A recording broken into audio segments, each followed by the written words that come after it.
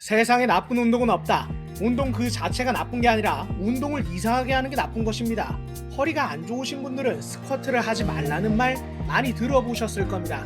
그뿐 아니라 실제로 스쿼트를 하다가 허리가 안 좋아지신 분들도 계실 겁니다. 스쿼트는 어쩔 수 없이 허리에 전단력이 가해지기 때문에 허리에 좋은 운동이 아니라고 이야기하죠. 이 의견에 제가 동의했다면 이런 영상이 나오지도 않겠죠. 저는 이 말이 틀린 말이라 생각합니다. 세상에 나쁜 스쿼트는 없다. 이상하게 했을 뿐이다. 라고 생각합니다. 웨이트 트레이닝을 저항성 운동이라 하죠. 외부의 저항을 통해 근육에 약간의 무리를 줌으로써 더 강하고 튼튼한 몸을 갖게 해주는 것이 웨이트 트레이닝입니다. 그런데 약간의 무리가 아니라 강한 무리를 주면 어떻게 될까요? 다치게 되겠죠. 제가 절대 오버 트레이닝을 이야기하는 것이 아닙니다. 생각보다 오버 트레이닝은 여러분이 하실 수 있는 운동 범주보다 훨씬 더 강하고 오래 운동을 했을 때 성립되는 이야기입니다. 달리기를 안 해보신 분들은 없죠. 그런데 러너스 하이 4점을 넘는 것을 경험해 보신 분들은 많지 않으실 겁니다.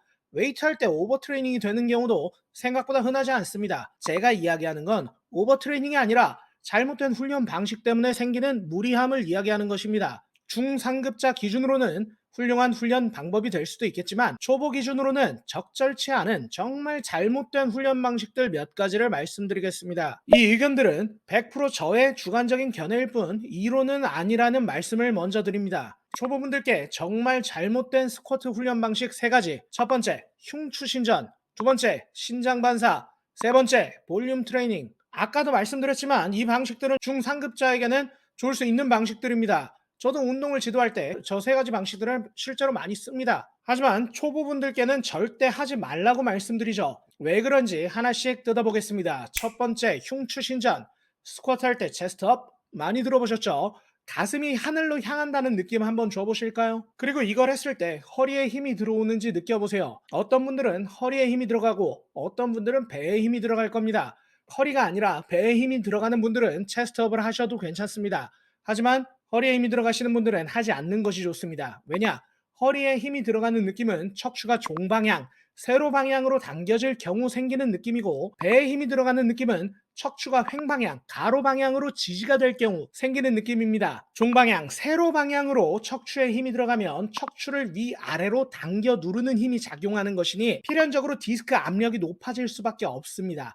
이 상태에서 바벨까지 내 몸 위에 올려놓는다면 이 압력은 당연히 더 커질 수밖에 없죠. 체스트업을 하셨을 때 허리에 힘이 들어오시는 분들은 체스트업을 당연히 안 하시는 것이 좋겠죠. 그럼 어떻게 해야 되냐? 이건 나머지 2가지 설명을 마친 뒤에 설명드리는 게 더 이해가 쉬울 것 같습니다. 초보분들께 좋지 않은 스쿼트 훈련 방식 2번째, 신장 반사. 뇌보다는 척추가 허벅지 근육에 더 가깝죠. 뇌에서부터 근수축 명령을 전달하는 것이 아니라 척수에서 근수축 명령을 전달하기 위해서 반사작용을 활용하는 것이 신장 반사입니다. 근육 내에 근방추라는 감각 수용기가 있는데 쉽게 말해 근육이 갑자기 늘어나는 것을 감지하는 센서라고 보시면 됩니다.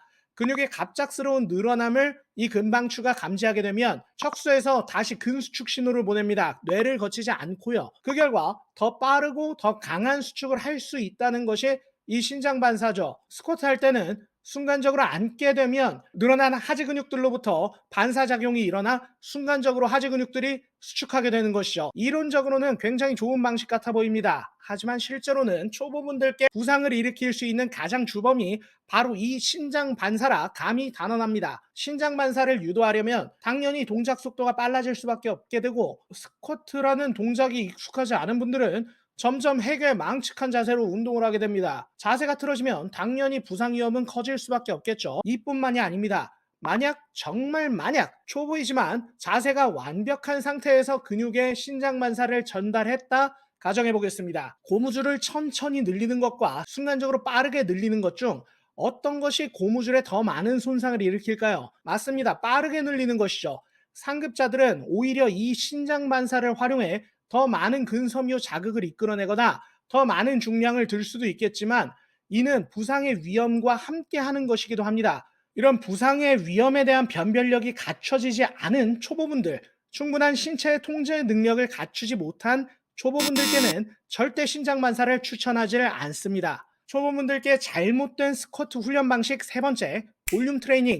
볼륨, 부피라는 말이죠. 훈련의 부피를 늘려나가는 훈련 방식을 이야기합니다. 이론적으로는 굉장히 완벽해 보입니다. 철학자 프리드리히 니체는 이렇게 이야기했습니다. 날 죽이지 못하는 고통은 날 더 강하게 만든다.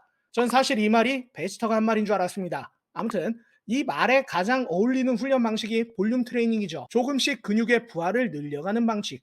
아놀드를 키워낸 전설적 트레이너 조 웨이더의 훈련 법칙 첫 번째가 점진적 과부하입니다. 이 원칙과도 부합하는 방식이죠. 너무나 완벽해 보입니다. 하지만 초보분들께 이 훈련 방식은 적용되지 않을 때가 너무나 많습니다. 그 이유는 간단합니다.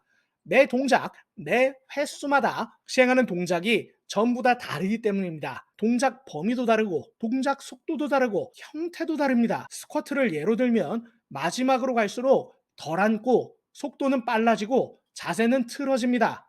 매 횟수 동일한 범위로 동일한 속도로 형태로 한다고 보장되어 있지 않은 한 볼륨 트레이닝은 그저 자기 만족에 그칠 가능성이 큽니다. 오늘 내가 이 운동을 다 해냈다. 그럼 초보분들께는 볼륨보다는 패턴 트레이닝을 원합니다. 매 횟수마다 일어나는 동작의 범위, 속도, 형태를 일치시키는 것이죠. 그런데 이러면 운동의 볼륨은 현저히 낮아질 수밖에 없습니다. 그래서 패턴 트레이닝을 할 땐 볼륨을 측정하지 마시고 세트의 총 지속 시간을 측정하라 말씀드립니다.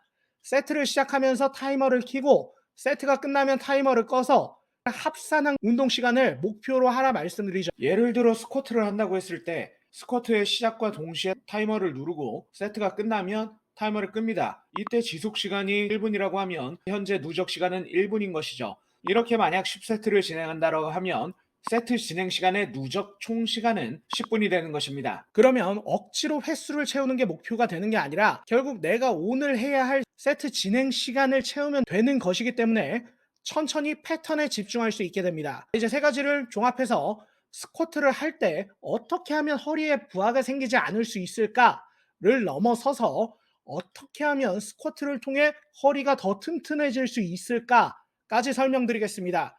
단 디스크 등의 허리 문제가 심하신 분들은 무조건 전문의의 지시를 따르시고 그렇지 않으신 분들만 이 운동을 따라해 주시기 바랍니다. 핵심은 이겁니다. 흉추를 너무 과하게 신전시키지 않고 오히려 살짝 말아주지만 요추까지 말리지 않게 요추는 중립을 유지해주는 것. 다른 분들의 영상이나 글에서도 요추 중립을 유지하라는 말들이 굉장히 많은데 이걸 어떻게 해야 되는지에 대한 설명은 정작 생략이 되어 있는 경우가 많습니다. 사실 이게 핵심이고 이게 가장 중요합니다. 맨몸으로 먼저 해보실 건데 아기를 한 명 업고 있다고 생각할 겁니다.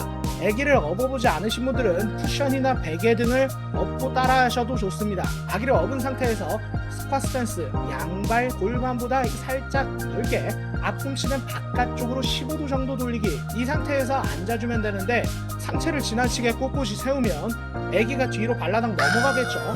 아기가 뒤로 넘어가지 않게 앉아준다 생각합니다. 그러면 등도 말리지만 허리도 같이 말릴 겁니다. 등은 말려 있어도 됩니다. 왜? 원래 중립 상태에서의 흉추 커브 자체는 뒤로 살짝 말려 있는 상태입니다. 등은 살짝 말리는 게 중립이라 완전 펴져 있지 않아도 디스크에 무리가 가지 않습니다. 하지만 허리는 그렇지 않죠. 그렇다고 이 상태에서 억지로 허리를 편다? 오히려 허리에 부담이 커지면서 디스크 압력이 커져버립니다. 단순히 요추를 신전시킨다고 디스크에 압력이 걸리지 않는 게 아닙니다. 허리를 억지로 펴는 게 아니라 고관절 굴곡에 대한 인지를 전달해서 허리가 원래 위치로 가도록 유도해줍니다. 데드리프트 비대칭 편에서 소개한 방법인데 자세한 세부 내용은 더보기란에 있으니 참고해주시고 오늘은 방법만 소개합니다. 간단합니다. 억밑살 주름을 앞뒤로 벌려서 펴준다고 생각하면 됩니다. 엉덩이와 햄스트링이 서로 멀어진다 생각하는 거죠. 그러면 허리만 펴지면서 기울어져 있던 상체가 살짝 세워질 겁니다. 내가 상체를 억지로 세우면 안 됩니다. 고관절 굴곡인지 억밑살 주름 펴기만 전달해 상체가 살짝 세워지게 만들면 됩니다. 이때 발바닥 무게중심을 발 전체 폴풋으로 설정해 주시면 됩니다. 발바닥 전체로 레그 프레스를 하듯 바닥을 밀어서 올라오시면 됩니다. 이번엔 앉으면서 전체 큐를 같이 한번 줘보겠습니다. 무게중심 폴풋, 발 전체 애기 업고 앉으면서 억밑살 주름 펴기. 등은 살짝 말려있지만 허리는 적당히 펴져 있는 것 확인. 중립이죠. 발바닥 전체로 지면 밀어서 일어나기. 이걸 아주 천천히 실시해 주시면 됩니다. 핸드폰 타이머를 켜고 세트의 진행 시간을 측정하여 총 10분을 채워주시면 됩니다. 이 시간을 다 채우고 나서 허리를 한번 살펴보세요. 허리가 평상시보다도 더 편해졌으면 굉장히 잘 따라해 주신 겁니다. 시간을 다 채우신 분들은 바벨을 들고 백 스쿼트도 한번 해보세요. 바벨 스쿼트도 핵심은 동일합니다. 등과 허리를 억지로 펴지 말 것, 고관절 굴곡인지, 억밑살 주름펴기죠.